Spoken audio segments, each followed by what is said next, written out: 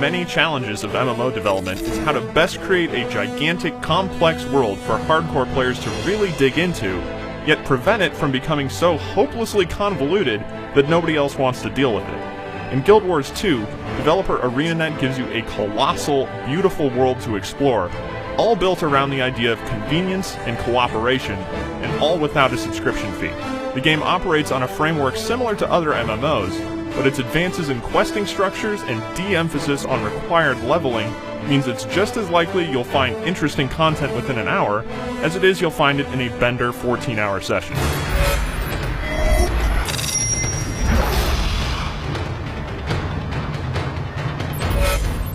Story is delivered in many different forms throughout Guild Wars 2, and while there's a huge amount of story, it's not all of the same quality. ArenaNet seems most comfortable using humor in Guild Wars 2's universe, making the ill-mannered Asura the most entertaining race to listen to, and by comparison making the burly, battle-hardened Norn come off as stale and generic. Whenever Guild Wars 2's main storyline tries to get serious, it just doesn't generate much excitement. That doesn't have as much to do with the ideas, there are world-threatening dragons and secret societies and huge battles, as much as the personalities.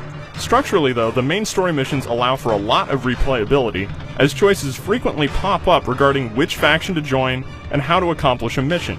You're often left wondering what might have happened if you'd chosen a different path, and the feeling that your route through Guild Wars 2 is unique. Guild Wars 2's real storytelling achievement is in the event system.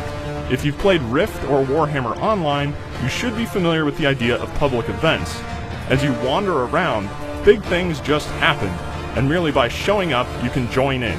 You'll see a zone's chat field light up when a big event begins, and all of a sudden, everyone who is minding their own business is all collected around one single event, working together to topple some gigantic foe and celebrating when it's over. With unique events across every zone, usually in high density, ArenaNet is able to tell the story of the world much more effectively than in other MMOs, doing so out in a social, open environment. The events make the world of Tyria feel alive, like it exists and evolves on its own. It certainly doesn't hurt that Guild Wars 2 is one of the prettiest MMOs ever made, and a genuine triumph of original fantasy world design.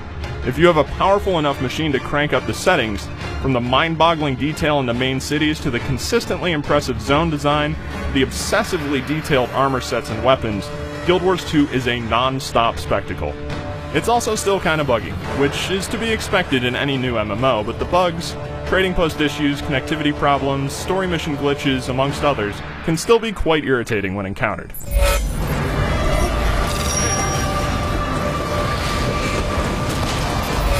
A big component of why it's so fun to level up in Guild Wars 2 is that experience is awarded for nearly everything. Did you build a new piece of armor, mine some iron, or complete a portion of your daily achievements? Those all equal experience gains, adding significance to what otherwise might seem ancillary and making it feel like time is rarely wasted. ArenaNet also doesn't punish you for things many other MMOs do. If someone else is attacking an enemy, you can attack it too and still gain loot and experience.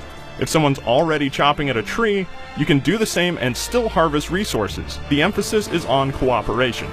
As more and more of your class's skills unlock, you'll find some excellent design. Guild Wars 2 has no dedicated healing class. Instead of one healer, everyone can heal. Instead of one tank or a dedicated damage dealer, everyone can do a bit of everything.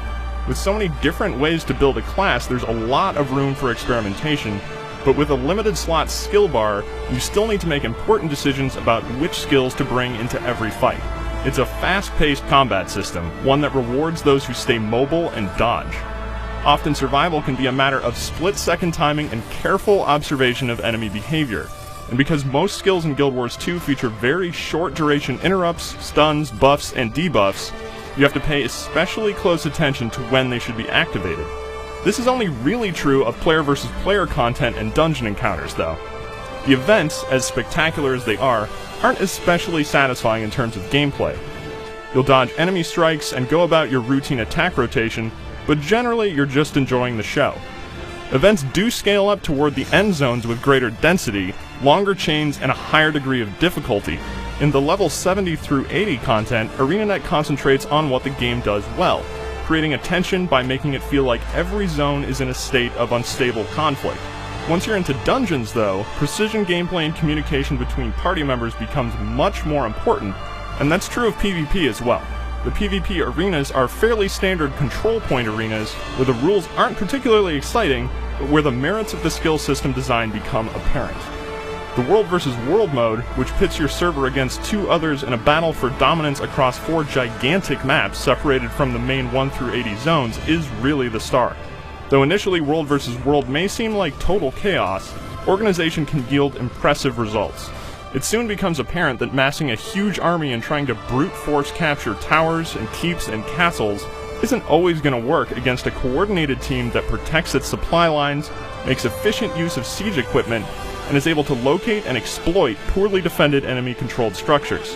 It's a non-stop seesaw fight for dominance that yet again reinforces a thrilling sense of cooperation between everyone on your side. Throughout all this, ArenaNet de-emphasizes the need to level because of its scaling system and the fact that structured PvP and World vs. World modes are accessible right from the start. ArenaNet actually level caps each zone, limiting your stats so that creatures that populate the area can still kill you if you're not paying attention. This way, you can actually play the content in earlier zones after hitting the cap, instead of simply knocking everything over with the godlike power of an over-leveled character.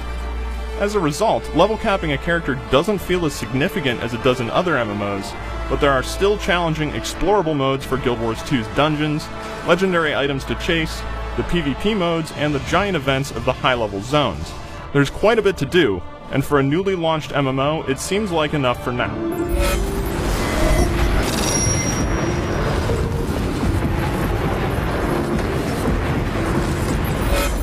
ArenaNet has built one of the best MMOs in operation, one that successfully addresses many of the genre's long-standing frustrations.